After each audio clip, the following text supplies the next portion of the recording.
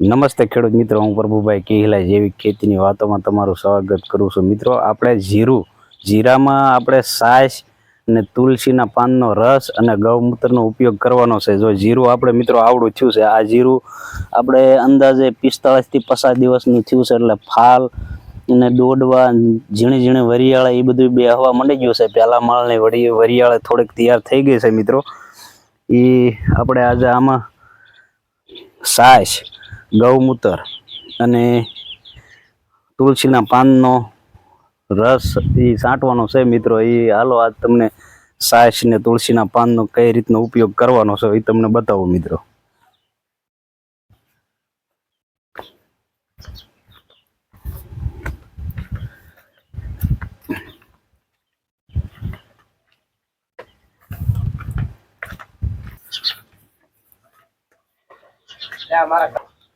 જુઓ મિત્રો, આ આપણે ત્રાંબાની ગોળીમાં છાશ ભરી છે. એટલે છાશ અંદાજિત આવડે આ છાશ લગભગ 1.5 મહિનાથી આપણે આ ત્રાંબાની ગોળીમાં છાશ ભરી છે.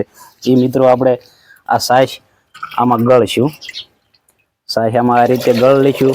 એટલે આ રીતે ગળવી એટલે કોઈ પણ નાની કણી છાશમાં હોય અથવા છાશનો ફોદો જામી ગયો હોય તો આપણે નોઝલમાં અટકાય ને એ માટે આપણે આ ગણે વળેથી ગળાઈ લઈશું. આ રીતે ગળે અને મિત્રો આનું માપ આપણે 500 થી 700 ml રાખવાનું છે. છાશનું માપ આ રીતે પહેલા ગળે લઈશું.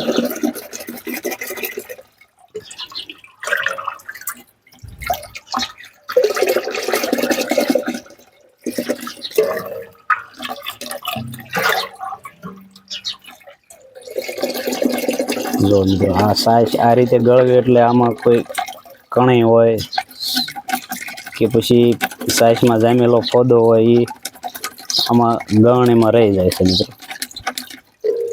જો મિત્રો, આ છાશ આપણે હવે ગાળી લીધી છે.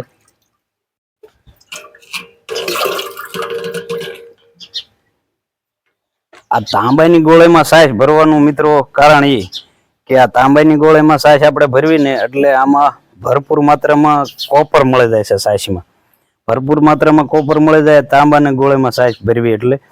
પછી આ છાશ ગળી લીધી છે. આ ગાય માતાનું ગૌખળ છે. આ મિત્રો ગાય માતાનું ગૌખળ છે. અને મિત્રો આ જે છે ને એ તુલસીના પાનનો રસ છે. આ તુલસીના પાનનો રસ આપણે પપ્પે 50 ગ્રામ નાખવાનો છે. અને ગાય માતાનું ગૌખળ પપ્પે 500 ગ્રામ નાખવાનું છે. એટલે મિત્રો ચાલો એને આપણે પપ હવે ભરી લઈશું. જુઓ મિત્રો, હવે આપણે આ પપ ભરવી છે. આ પહેલા આપણે છાશ નાખશું 500 થી 700 ml. આ મિત્રો આપણે છાશ ઉમેરી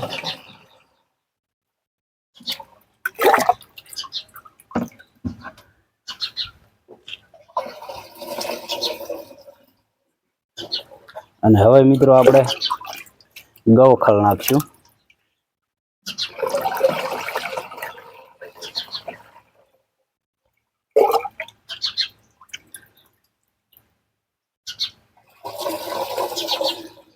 આ મિત્રો ગૌખળ નાખી દીધું.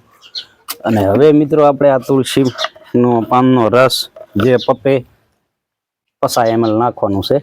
એ એક આપણે આપણું આવું માપ્યું 50 ml નું લઈ લીધું છે. એ આ રીતે પપ્પે નાખી દઈશું.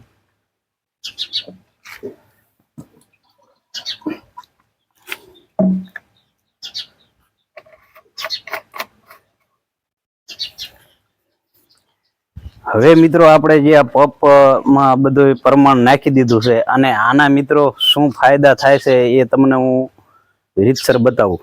જે આપણે 40 થી 50 દિવસનું જીરું થયું હોય અને ફાલ ફૂલ અવસ્થામાં હોય પછી મિત્રો એમાં એક કાળે શરમીનો એટેક આવે છે. જો આ છંટકાવ આપણે રેગ્યુલર 4 થી 5 દિવસે ગાય આધારિત ખેતીમાં કરો તો એ જે કાળે શરમીનો જે કાંઈ પ્રોબ્લેમ આવે છે અથવા જે પીળીઓ થાય અથવા લીલો હુકારો આવે એ આમાં ખૂબ રિઝલ્ટ મળે છે. અને એ મિત્રો આપણે જીરામાં રિઝલ્ટ લઈશું અને એ છેલ્લે તમને બતાવશું આના કેવા કેવા રિઝલ્ટ આપણે ગાય આધારિત ખેતીમાં લીધા છે. મિત્રો એ આપણે છંટકાવ કરીશું એ મિત્રો હમણાં તમને રીતસર બતાવશું. જો મિત્રો, આ રીતે છંટકાવ મારી દેવાનો. આ રીતે છંટકાવ મારશો ને જીરામાં એટલે મિત્રો ખૂબ ઉપયોગી લાગે છે.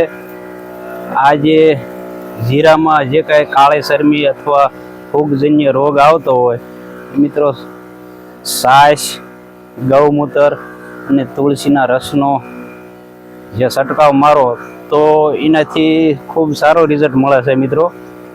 અને તો આ રીતે આપણે આમાં છંટકાવ કરી રહ્યા છીએ. જો મિત્રો આ જીરાનો વિડીયો તમને સારો અને ઉપયોગી લાગ્યો હોય તો મિત્રો આમાં લાઈક, શેર અને સબસ્ક્રાઈબ કરજો અને આગળ ચેનલને શેર કરજો, એટલે અમુક મિત્રો જે નવા હોય એ મિત્રો આપણા વિડીયોને ફોલો કરી અને આપણા વિડીયોને અવશ્ય જોવે મિત્રો.